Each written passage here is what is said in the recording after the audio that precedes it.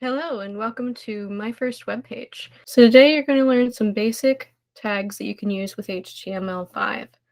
Every webpage begins with a DOCTYPE tag.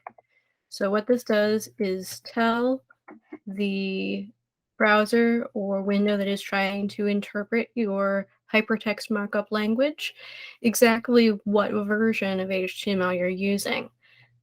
In this case, we're using HTML5, which is one of the most up-to-date versions. Everything inside your web page should be contained within an HTML tag and a closing tag. So the closing tag is supposed to have a backslash right before the name of the tag. Any web page is made up out of a head and a body. When you look at a web page, there is some information in the tab that can be found in the title of the web page. Here we would call that first web page, and with a closing title tag. The body is where all of the information, images, links, and additional components appear inside the web page. So if we just say, this is some text, it appears right here.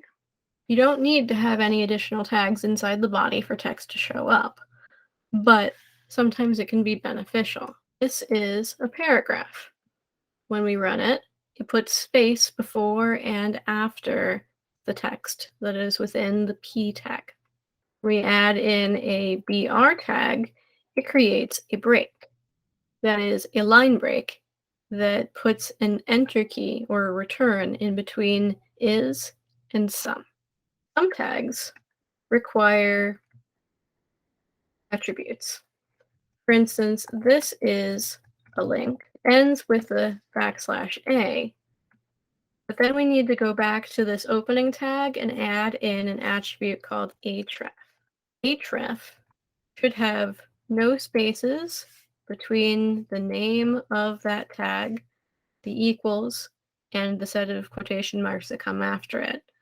And then inside the quotation marks, we should have a hyperlink. So in this case, we could say rappleit.com is our link. So if we click on that link, well, it went here to the link that we clicked on. Sometimes we want to add images too. Image tags have two attributes and no ending tag.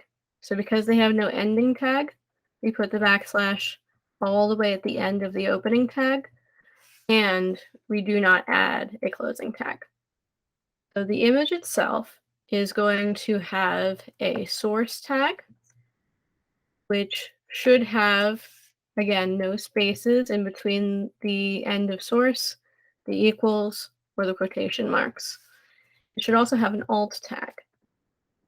So the alt tag is what text should be shown in the event that the image specified inside of source can't be found.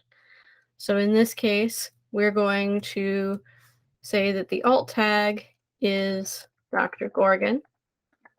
So for our image, I uploaded a file, and I'm going to use a relative link to image.png.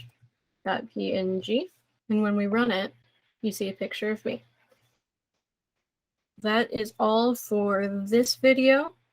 I'll see you next time. Dr. Gorgon's Guides.